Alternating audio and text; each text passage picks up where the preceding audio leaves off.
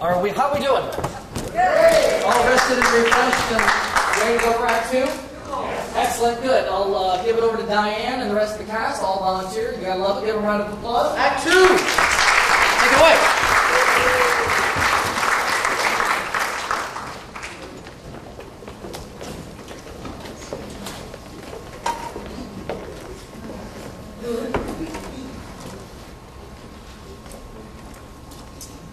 Act 2, Scene 1.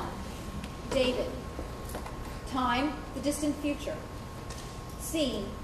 The stage is sterile. In the background, throughout the scene, we hear the sound of computers working and beeping.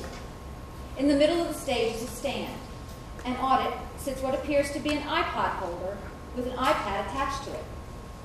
As the scene opens, we can hear Johann Sebastian Bach air from Orchestral Suite No. 3 in D major, playing. Ramiel enters.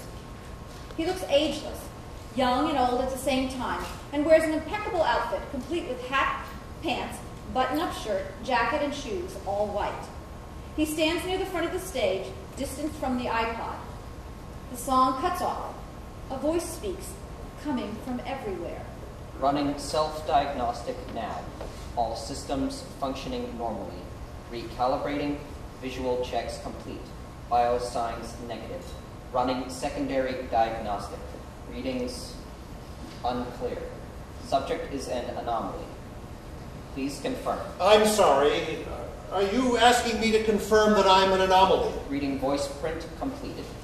Subject is corporeal. Biological signs still negative.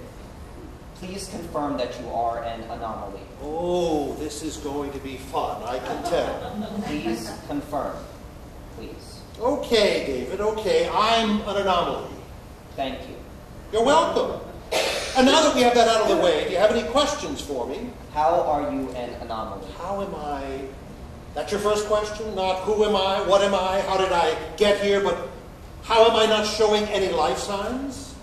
In my 12,452 years, 7 months, 10 days, 12 hours, 18 minutes, and 5 seconds of existence, I have never encountered an anomaly.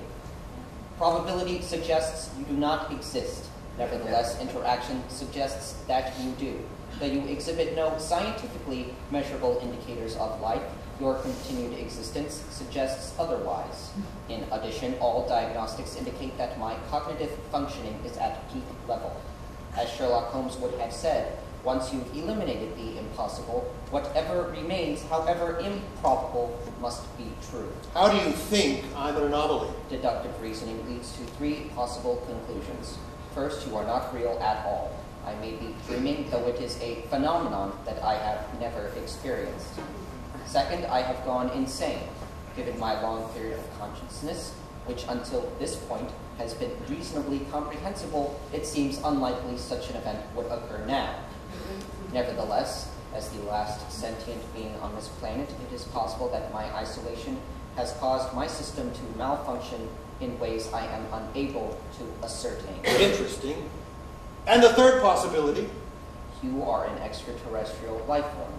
This seems the most legitimate possibility aside from the fact you appear to be Homo sapien, are wearing earthly clothes, convert in an earthly language, and do not give off any measurable indicator of life, including a pulse rate, electromagnetic field, heat signature, or discernible brain pattern. Very interesting.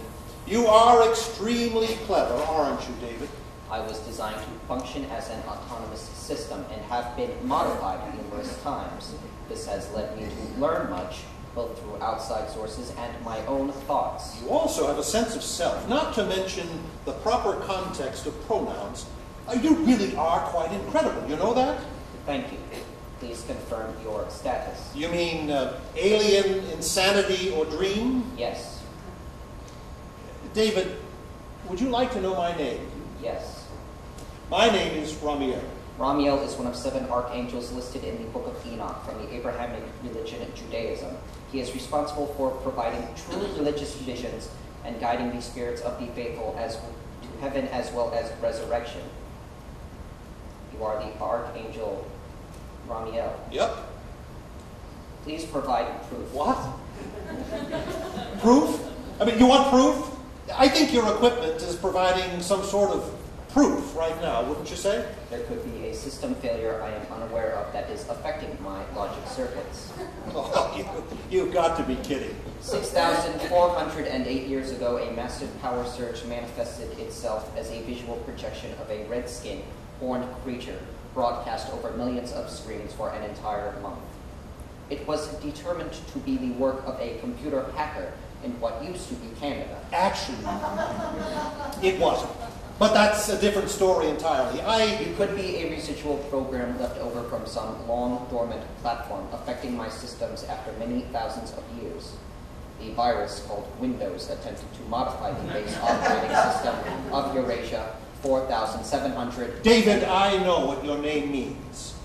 This is relevant. Well, how many people, if they were all still here, would know what your name means? What does my name mean? Data and video information distribution. You were the 25th generation of the device originally called an iPod. You control the distribution, as your name implies, of all data and video to any and all requesting sources. After 200 years of service, you were put in charge of all computer systems on the entire planet. It was part of a multilateral push by every developed country left in the world to end their troubles. Since then, the planet has become one undivided entity without nations, leaders, or political parties. Everything was run by you, David, and geared toward a single objective: the continued survival of the human race on Earth. Come on, David, say something. Your familiarity with the mythology surrounding my creation and purpose proves nothing. It's not mythology, it's the truth. I mean, Steve Jobs introduced the iPod on October 23rd of the Christian year 2001, and you were created nearly 50 years after that. Now, you're the oldest man-made sentient being in the universe, David. And trust me, I know the universe is really big. You are correct.